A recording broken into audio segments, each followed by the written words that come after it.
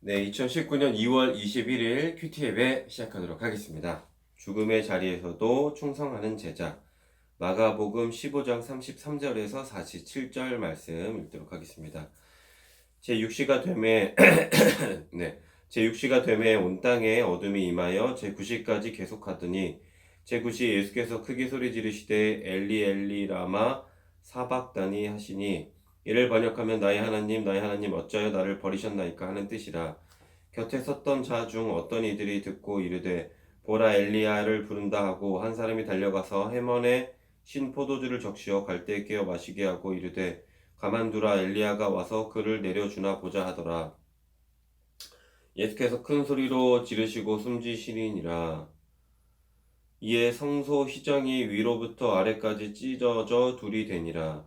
예수를 향하여 섰던 백부장이 그렇게 숨지심을 보고 이르되 이 사람은 진실로 하나님의 아들이었도다 하더라.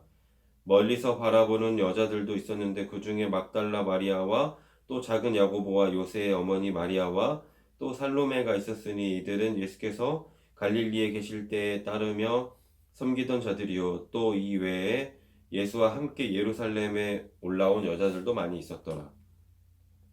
이날은 준비일 곧 안식일 전날이므로 저물었을 때에 아리마대 사람 요셉이 와서 당돌이 빌라도에게 들어가 예수의 시체를 달라 하니 이 사람은 존경받는 공회원이요 예 하나님의 나라를 기다리는 자라.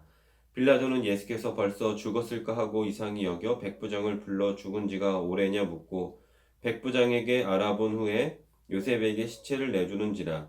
요셉이 세마포를 사서 예수를 내려다가 그것으로 싸서 바위 속에 판 무덤에 넣어두고 돌을 굴려 무덤 문에 놓음에 막달라 마리아와 요새의 어머니 마리아가 예수 둔 곳을 보더라. 네. 네, 오늘의 말씀 요약 읽도록 하겠습니다. 제6시부터 온 땅에 어둠이 임하고 제9시에 예수님이 엘리 엘리 라마 사박다니라 외치신 후 숨지시자 성소 휘장이 위에서 아래까지 찢어집니다. 이를 본 백부장은 그분이 진정 하나님의 아들이었다고 고백합니다. 안식일 전날 아리마대 요셉이 빌라도에게 예수님 시신을 요구해 무덤에 둡니다. 네. 네, 본문 해설 읽도록 하겠습니다. 예수님의 죽음과 일어난 현상들. 어둠은 죄악된 세상에 대한 하나님의 심판을 의미합니다. 제6시가 되자 온 땅에 어둠이 임합니다. 이는 예수님의 십자가 죽음이 인류 죄에 대한 하나님의 진노임을 나타냅니다. 예수님은 극심한 고통 중에 엘리 엘리 라마 사박단이라고 외치십니다. 이는 하나님 아들이 버림받으심으로 죄인인 우리를 하나님 아들 되게 하신 놀라운 은혜를 보여줍니다. 성소 휘장이 위아래로 찢어져 둘이 되었다는 것은 완전한 제거를 의미합니다. 대제사장만 1년에 한 차례 들어갔던 지성소에 이제는 누구라도 예수님을 의지하면 들어갈 수 있게 되었습니다. 예수님의 십자가 죽음은 단 한 번 영원히 이루신 완전한 대속입니다. 아멘. 예수님이 엘리 엘리 라마 사박단이라고 외치신 이유는 무엇일까요?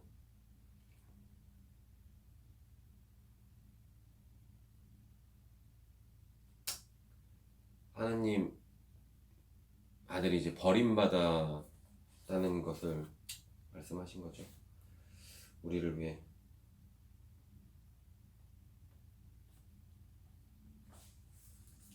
독생자를 버리시고 나를 자녀 삼으신 하나님 사랑을 느끼고 있나요?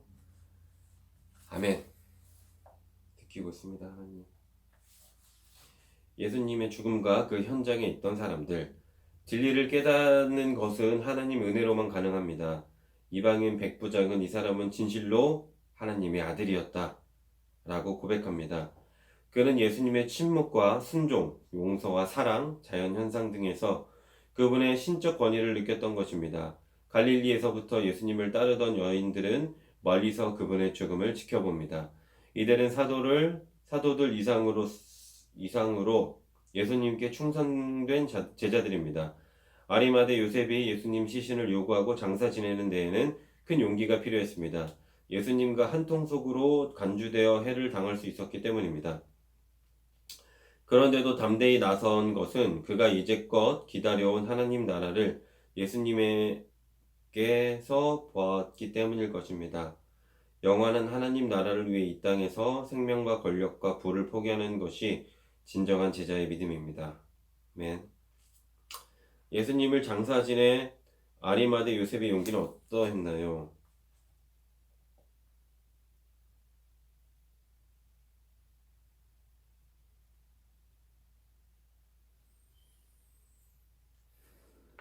대단했죠.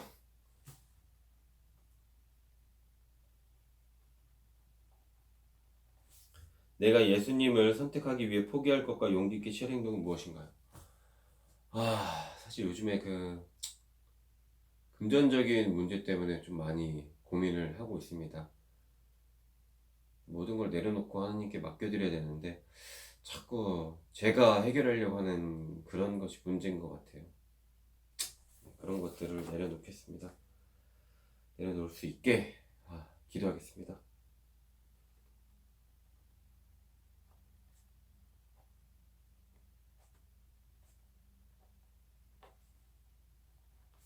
네, 오늘의 기도 드리도록 하겠습니다. 죄로 막혔던 하나님과 저의 관계를 온전히 회복시키고자 친히 몸을 찢으신 하나님의 아들 예수 그리스도를 찬양합니다. 언제든 복음으로 사탄의 정죄와 참소를 물리치고 주님이 열어주신 길을 따라 은혜의 보좌 앞에 담대히 나아가 예배하며 헌신하는 제자 되게 하소서. 아멘.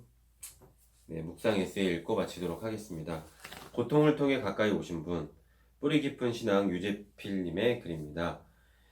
미국의 성공한 사업가이자 정치인인 릴랜드 스탠퍼드는 결혼 18년 만에 아들을 얻었습니다. 그러니까 44세, 아내가 40세에 어렵사리 얻은 아들입니다.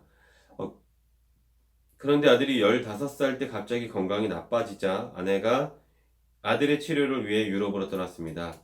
하지만 아들은 여행 중 장티푸스에 걸려 1년간 더 앓다가 16살에 죽고 말았습니다. 스탠퍼드는 아들을 잃고 식음을 전폐할 정도로 비탄에 빠졌습니다. 그러다 어느 날 아들이 꿈속에 나타나 아빠, 슬퍼하기에는 할 일이 많아요. 하나님과 이웃을 위해 사세요. 라고 말했습니다.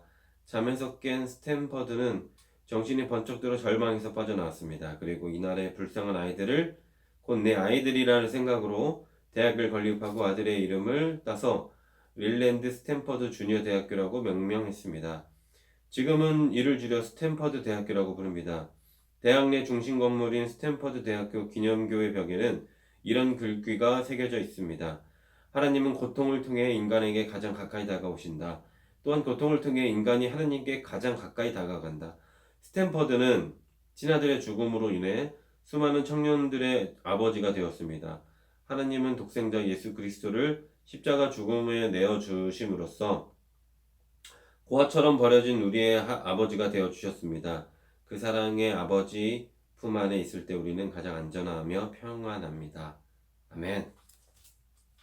오늘도 고통을 감사하게 여기는 우리 크리스찬이 되기를 기도하겠습니다. 샬롬.